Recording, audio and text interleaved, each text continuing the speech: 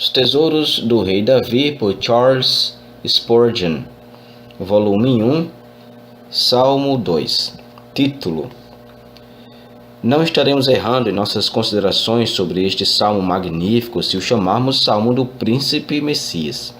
Apresenta-nos em visão impressionante a agitação dos povos contra o ungido do Senhor, o propósito firme de Deus exaltar o seu Filho e o reinado sublime desse Filho sobre todos os inimigos.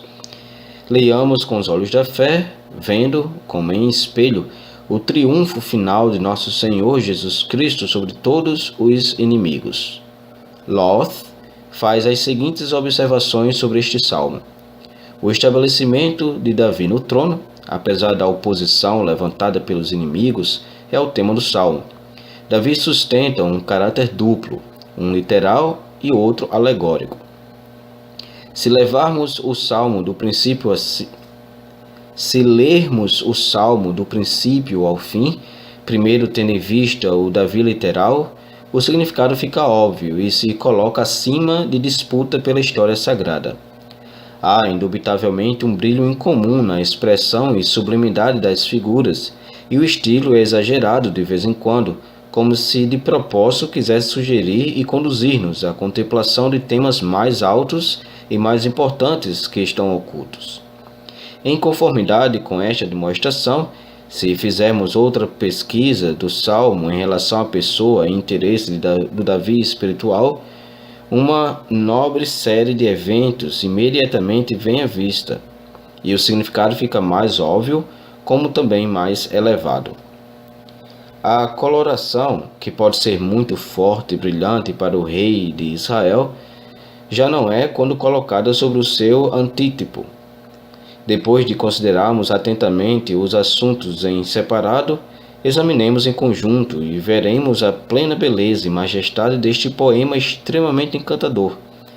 Perceberemos os dois sentidos muito distintos ao mesmo tempo em que cooperam em perfeita harmonia e mantêm semelhança maravilhosa em toda característica e aspecto, enquanto a analogia entre eles é apresentada com toda exatidão que a cópia pode passar pelo original.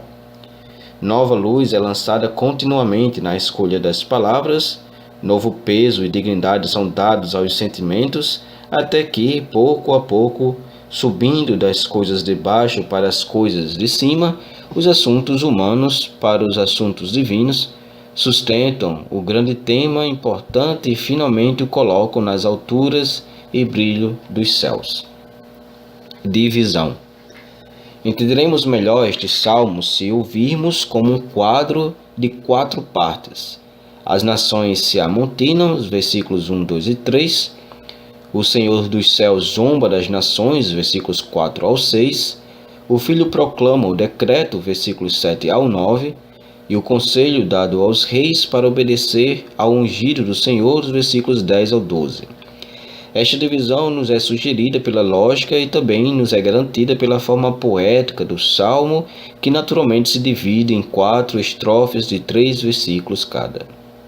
Exposição. Salmo 2, versículos 1, 2 e 3.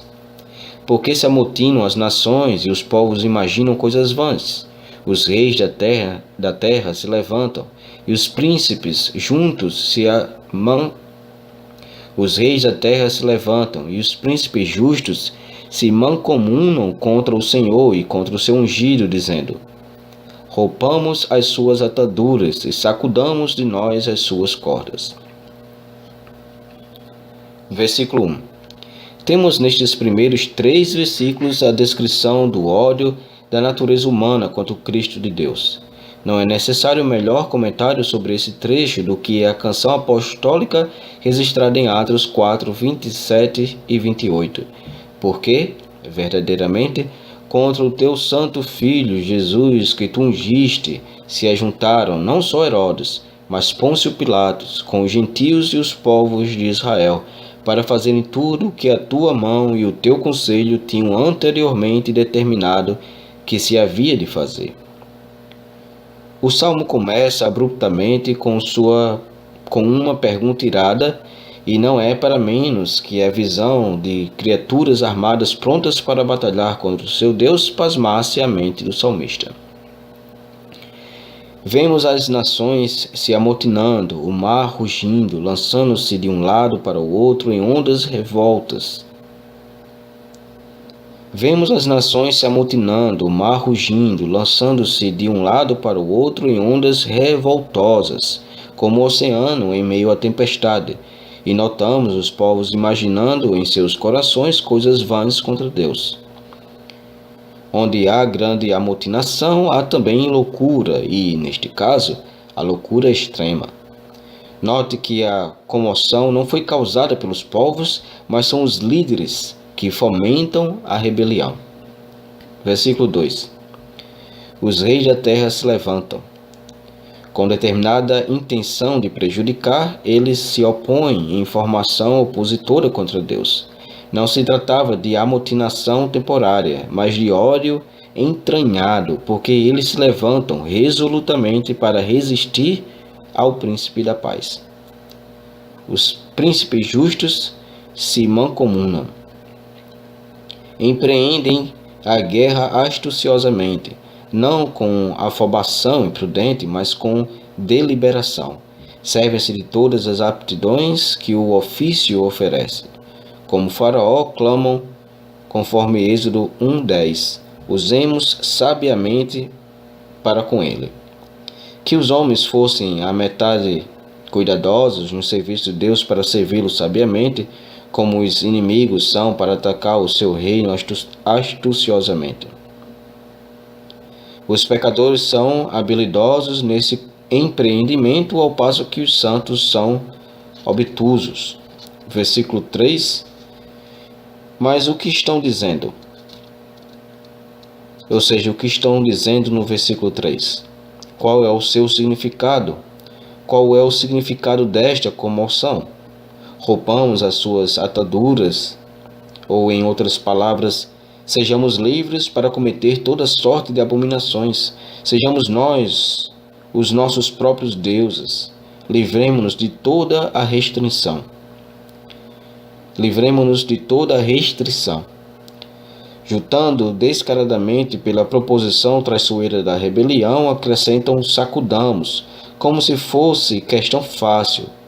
Lancemos rápida e descuidadamente de nós as suas cordas. O quê? Vocês, reis, pensam que são Sansão? Acham que os bandos da onipotência não passam de vimes frescos diante de vocês? Vocês sonham em fazer em pedaços e destruir os mandamentos de Deus, os decretos do Altíssimo, como se não passassem de estopa. E chegam a dizer, sacudamos de nós as suas cordas? Sim, há monarcas que disseram isso, e ainda há rebeldes assentados em tronos. Por mais insensata que seja a decisão de amotinar-se contra Deus, trata-se de algo em que o homem tem persistido desde a criação e continua até hoje. O reinado glorioso de Jesus nos últimos dias não se consumirá até que uma luta terrível convulsione as nações. A sua vinda será como o fogo do ourives, ou como o sabão dos lavadeiros, conforme Malaquias 3:2. E aquele dia vem ardendo como forno, conforme Malaquias 4:1. A terra não ama o seu monarca legítimo, mas aferra-se ao poder do usurpador. Os conflitos terríveis dos últimos dias ilustrarão o amor que o mundo tem pelo pecado e o poder que o Senhor tem em dar o reino ao seu ungido. Para o pescoço ímpio, o jugo de Cristo é intolerável, mas para o pecador salvo é suave e leve. Podemos nos julgar por este critério. Amamos esse jugo ou desejamos lançá-lo para longe de nós? Versículo 4. Aquele que habita nos céus se rirá. O Senhor zombará deles. Tiremos nossa atenção da câmara do conselho dos ímpios e do tumulto encolerizado dos homens e nos dediquemos ao lugar secreto da majestade do Altíssimo. O que Deus está dizendo? O que o rei fará com os homens que rejeitam o seu filho unigênito, o herdeiro de todas as coisas? Observe a dignidade tranquila do Onipotente e o desprezo que ele dá aos príncipes e povos furiosos. Ele nem teve o trabalho de levantar-se para lutar contra eles. Ele os menospreza, pois sabe como são absurdas, irracionais e fúteis os esforços feitos contra ele. Portanto, ri-se deles. Versículos 5 e 6. Então lhes falará na sua ira e no seu furor os confundirá. Eu, porém, ungi o meu rei sobre o meu santo monte Sião. Depois de rir-se, Deus fala. Não precisa atacar. O sopro da sua boca é suficiente. No momento em que o poder desses povos está no ápice e a fúria no ponto mais forte, sai a palavra divina contra eles. O que ele diz? É um veredicto muito atormentador. Eu, porém, diz ele, apesar da sua maldade, apesar dos seus ajuntamentos tumultuosos, apesar da sabedoria dos seus conselhos, apesar da perícia dos seus legisladores, ungi o meu rei sobre o meu santo monte Sião. Não é uma exclamação tão imponente. Ele jaz. Não é uma exclamação tão imponente. Ele já fez aquilo que o inimigo procura impedir. Enquanto propunham, ele dispôs o assunto. A vontade do Senhor é feita, e a vontade do homem se irrita e se enfurece em vão. O ungido do Senhor é nomeado, e não será deposto. Relembre todos estes séculos de infidelidade. Escute as palavras arrogantes e duras que os homens têm falado contra o Altíssimo. Ouça o trovão retumbante das aclamações da terra contra a majestade dos céus, e em todo o tempo pense que Deus está dizendo: eu, porém, ungi o meu rei sobre o meu santo monte Sião. Jesus, porém, reina.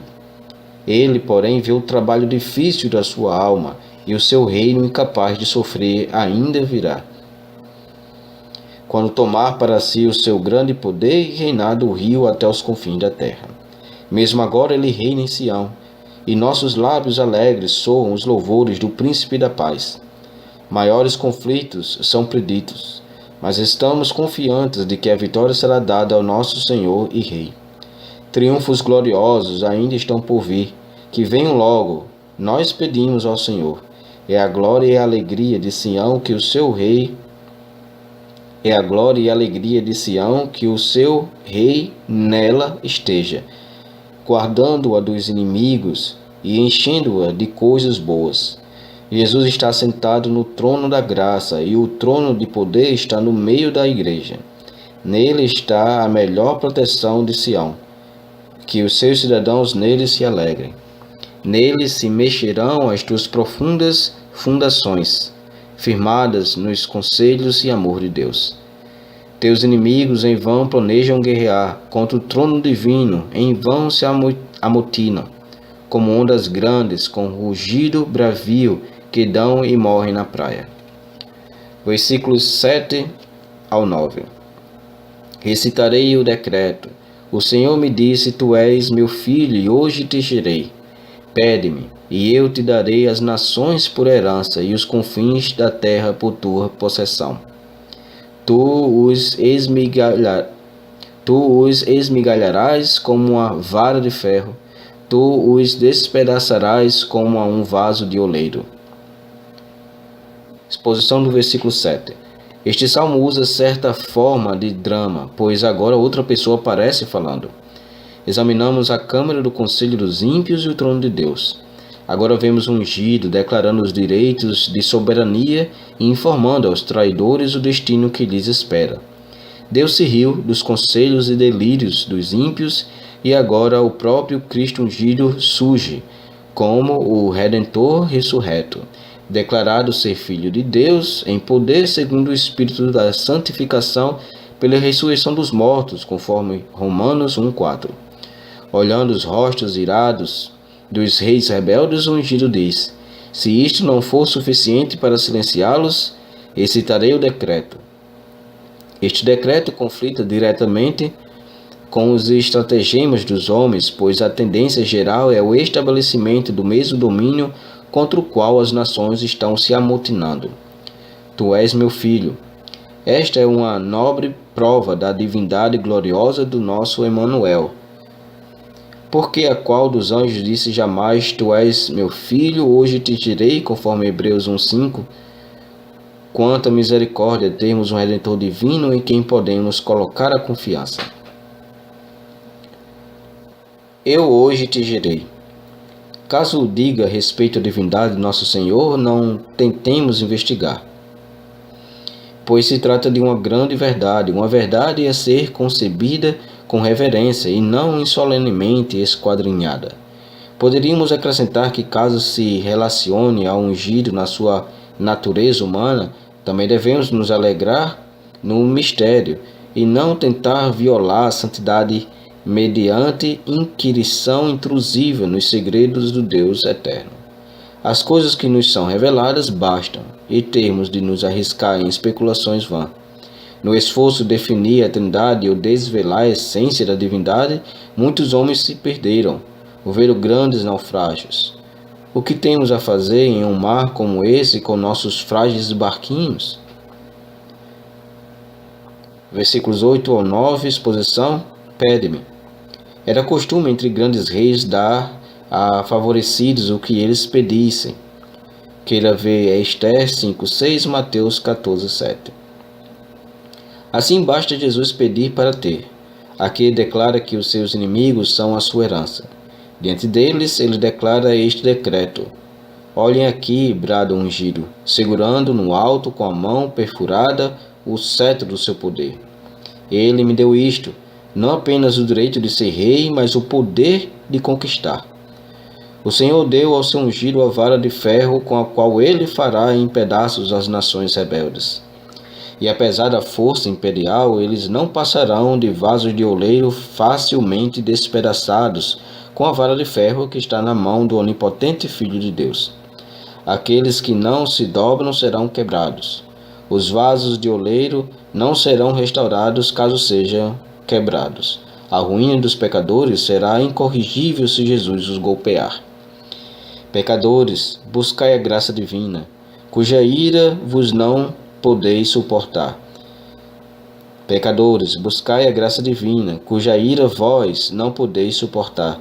Correi para o abrigo da cruz e lá encontrareis salvação. Versículos 10 ao 12. Agora, pois, ó reis, sede prudentes, deixai-vos instruir, juízes da terra. Servi ao Senhor com temor e alegrai-vos com tremor. Beijai o filho, para que não se ire, e pereçais no caminho, quando em breve se inflamar a sua ira. Bem-aventurados todos aqueles que nele confiam. Versículo 10, exposição. A cena muda novamente, e os conselhos são dados aos que foram aconselhados a rebelar-se. Eles são exortados a obedecer e dar o beijo do respeito e afeto àquele a quem eles odiavam. Sede prudentes. Sempre é prudente e sábio estarmos dispostos a aprender, especialmente quando o ensino diz respeito à salvação da alma. Agora, pois, sede prudentes. Não demorem mais, mas se deixem levar pelo bom senso. A sua guerra não terá sucesso, portanto desistam e rendam-se alegremente àquele que fará vocês se curvarem, caso se recusem a aceitar o jugo que ele oferece. Como é sábio e prudente, como é infinitamente sábio e prudente obedecer a Jesus, e como é extremamente terrível a loucura dos que continuam sendo seus inimigos. Versículos 11 e 12. Servi ao Senhor com temor. A reverência e humildade devem estar combinadas com o serviço. Ele é um Deus grande, e nós somos criaturas pequenas. Curvemo-nos em adoração humilde, e que um temor filial se misture com toda a nossa obediência ao grande Pai dos séculos. Alegrai-vos com tremor. Nunca deve faltar o temor santo combinado com a alegria do cristão. Esta é uma combinação sacra que dá um cheiro suave. Temos de cuidar para que não queimemos outra combinação no altar. Temor sem a alegria é tormento, e a alegria sem o santo temor é presunção. Note a argumentação solene em prol da reconciliação e obediência. É terrível perecer em meio ao pecado e no pleno caminho da rebelião. Contudo, como é fácil a sua ira nos matar de repente.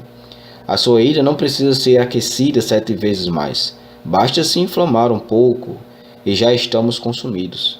Pecador, preste atenção aos terrores do Senhor, porque o nosso Deus é um fogo consumidor, conforme Hebreus 12, 29. Note a bênção com a qual o Salmo finda. Bem-aventurados todos aqueles que nele confiam. Temos parte nesta bem-aventurança? Confiamos nele? A nossa fé pode ser fraca como o fio da teia da aranha, mas, se for real, somos bem-aventurados segundo nossa medida. Quanto mais confiamos, mais completamente conheceremos esta bem-aventurança. Podemos encerrar o salmo com a oração dos apóstolos, conforme Lucas 17, 5, Senhor, acrescenta-nos a fé. O Salmo 1 apresentou um contraste entre os justos e os ímpios. O Salmo 2 é um contraste entre a desobediência tumultuosa do mundo ímpio e a exaltação certa do justo Filho de Deus. No Salmo 1, vimos os ímpios serem afugentados como a palha. No Salmo 2, os vemos feitos em pedaço como vaso de oleiro.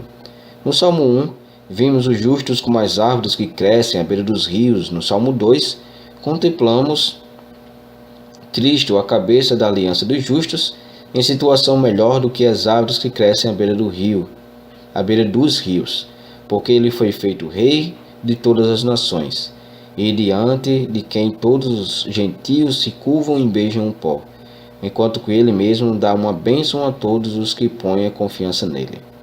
Os 2 salmos são dignos da mais profunda atenção.